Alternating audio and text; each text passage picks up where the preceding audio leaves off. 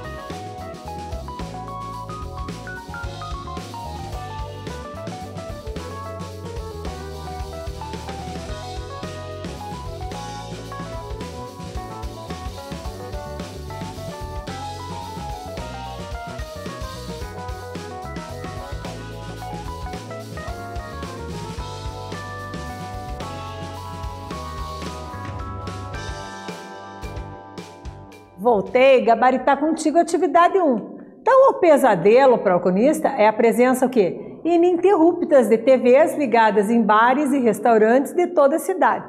Então, ele diz aqui, se você observar, é triste, é irritante que a maioria dos bares e restaurantes, né, tem TVs ligadas. E aí ele questiona até que era bom frequentar as tavernas, porque não tinha isso, tá? Então, dessa maneira é o questionamento que ele faz, né? O pesadelo para o cronista é a presença o quê? Ininterrupta das TVs. Ele só concorda que ligue TV se for quando? Se for, por exemplo, um jogo de futebol. Continuando a leitura. A tela verde por 2 horas, às vezes um lance que vale a pena ser visto, enfim. Quem quiser ouvir os comentaristas do Cartão Verde, que vá para casa. Eu também acho a vida um tédio, mas nem sempre. Não quando estou com pessoas que gosto, comendo bolinho de abóbora e tomando cerveja. Nesses momentos, que direito tenho da Atena de me contar que um caminhão atropelou uma garota de 5 anos na Raposo Tavares? E, além disso, repetir a cena 64 vezes? É a realidade brasileira, mano, me disse um garçom a quem perguntei se ele não cansava daquele programa sensacionalista. E ele tem razão. Por isso, resolvi criar uma campanha. O leitor interessado recorta o racai abaixo, cedido por um amigo que prefere não se identificar, e guarda na carteira. Aí, quando tiver a infelicidade de beber e comer no mesmo ambiente em que Nicolas Cage está decepando a cabeça de monges medievais possuídos pelo demônio, é só pedir a conta e, junto com o dinheiro, deixar na pastinha o poema. O espaço sublinhado, preenchido com o nome da bodega. Quem sabe a gente não muda um pouco a realidade paulistana. Que cilada! Até tem TV ligada. Fábio Corset, Folha de São Paulo. Características da crônica. Vamos lá? Então, principal, a temática, né? A principal característica da crônica é a temática, ou seja, ela inspira-se no cotidiano. O cotidiano é o grande assunto deste gênero, não tem como fugir. As personagens colocam em situações de que maneira? De maneira ficcional, né? Ou seja, o famoso mentirinha. E embora sejam trabalhadas o quê? As temáticas do cotidiano, o que nós observamos? As reflexões são sobre o comportamento humano. Estamos analisando um texto que propõe uma reflexão sobre o quê? Sobre a televisão em bares, impedindo que as pessoas conversem, que as pessoas tenham privacidade, ou cenas horríveis, né? Durante a alimentação, por exemplo. Considerando essa intencionalidade, é comum o uso de que tipo de linguagem, você acha? Retome o texto aqui e veja. É a realidade brasileira, mano. Você já nota que linguagem? A linguagem coloquial, acertou quem respondeu isso, né? Ou seja, a linguagem do dia a dia. Isso dá também uma fluidez à crônica, né? Nos aproxima do cotidiano, nos ambienta, por assim dizer. A atividade 2 diz: volta ao texto e localize um trecho em que o autor explica seu ponto de vista sobre o que ele considera um pesadelo paulistano. Faz aí, eu te aguardo aqui.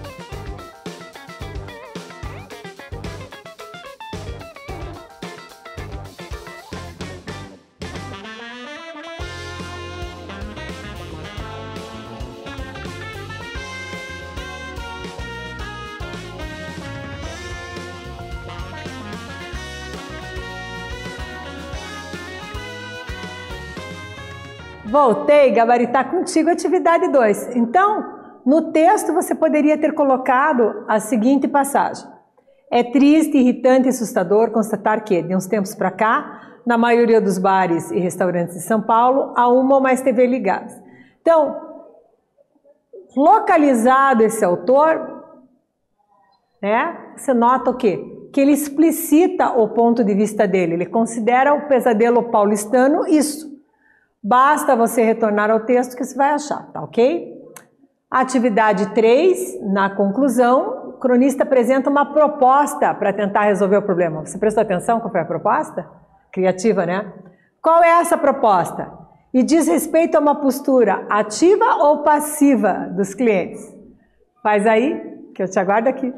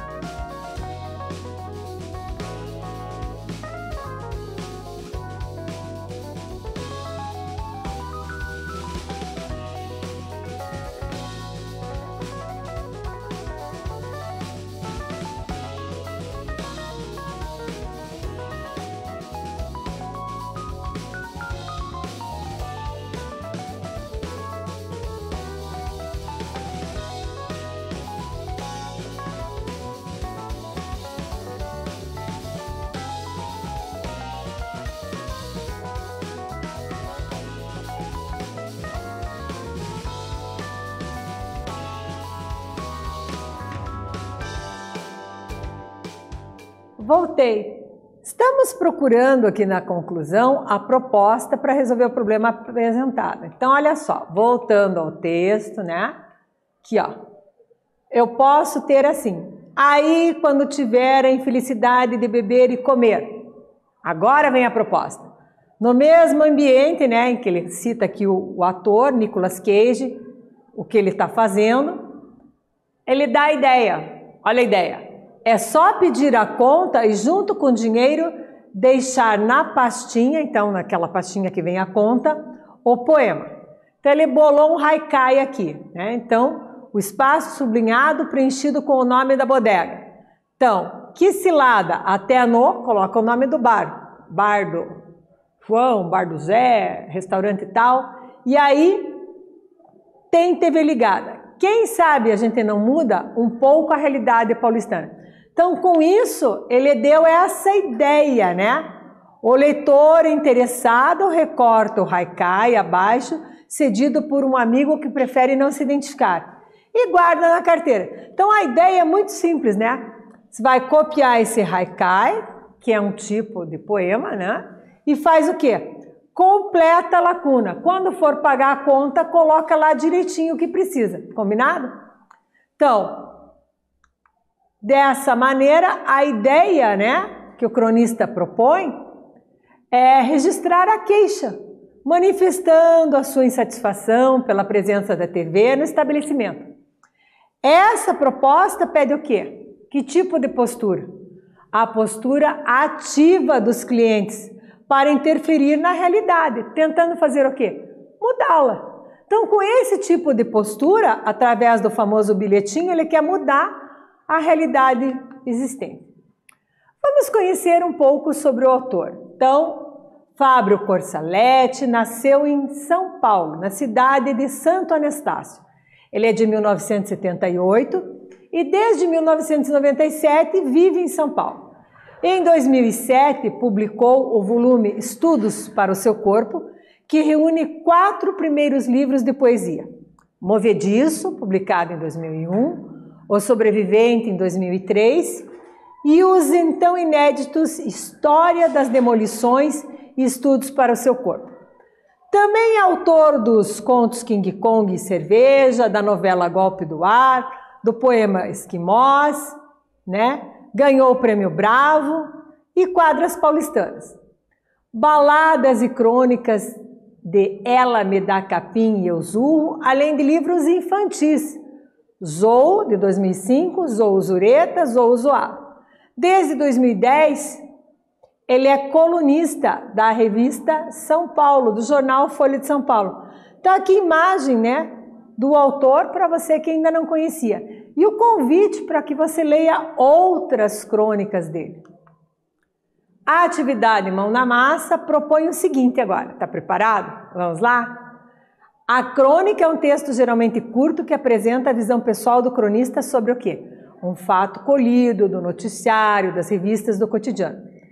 Essa crônica apresenta a ideia principal, desenvolvimento e conclusão. Converse com os colegas e responda. Como último argumento, que exemplo o autor cita a fim de comprovar sua tese e persuadir o leitor? Faz aí que eu te aguardo aqui.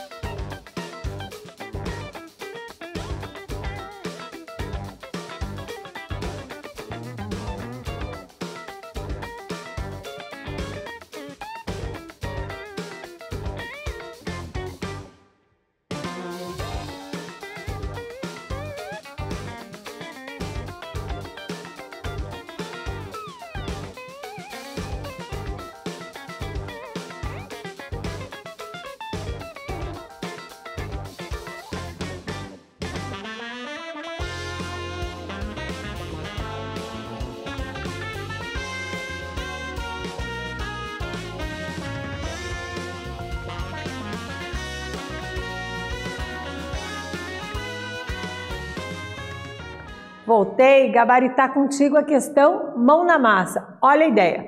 Após você ter conversado com os colegas, né? E visto que a crônica, então, tem a ideia principal, o desenvolvimento e a conclusão, eu pedi que você, como último argumento, que exemplo o autor cita para comprovar a tese? E a resposta, o que é? É uma situação em que o leitor estaria bebendo e comendo em um ambiente em que a TV estivesse exibindo um filme com cenas de violência e sangue. Vamos retomar o texto e conferir se é isso mesmo? O que você acha? Eu percebo que essa questão, ó, é bem citada aqui, ó. quando ele diz assim, ó, sempre retorne ao texto para comprovar a resposta, né? Ele diz aqui, aí, quando tiver a infelicidade de beber e comer no mesmo ambiente, aí ele cita o autor, Nicolas Cage, olha que cena sangrenta, decepando a cabeça de monges medievais possuídos pelo demônio. É só pedir a conta, né, e deixar na pastinha o poema. Então, a ideia, justamente, que ele coloca aqui, o argumento, né, é a questão de que, numa situação em que se está fazendo uma refeição, ele não quer estar vendo uma cena sangrenta, algo hediondo, né? Ele coloca bem isso. Então, poderia ser algo mais light, por exemplo. O que aprendemos? Lemos e interpretamos uma crônica. Analisamos os elementos e a estrutura da crônica. E dentre esses elementos, o que nós vimos? Nós vimos a questão exatamente da ideia principal, do desenvolvimento e da conclusão da crônica. Você percebeu? Então, no que aprendemos, nós estabelecemos também a relação de causa e consequência entre as partes do texto. De que maneira? Ó, nós vimos a questão da tese, que é uma parte do texto, e do argumento. Dessa maneira, você já percebeu aqui que este argumento que está aqui destacado, eu coloquei em vermelho para você ver, uma situação em que o leitor estaria bebendo e comendo em um ambiente em que a TV estivesse exibindo um filme com cenas de TV, é o argumento para provar a tese dele na crônica. Então, qual é a tese dele? Que não deve ter TV ligada, né? Com isso, nós fechamos a questão aqui das partes elementais do texto, que é a crônica. Neste vídeo, falamos sobre crônica. Espero que vocês tenham gostado e até breve.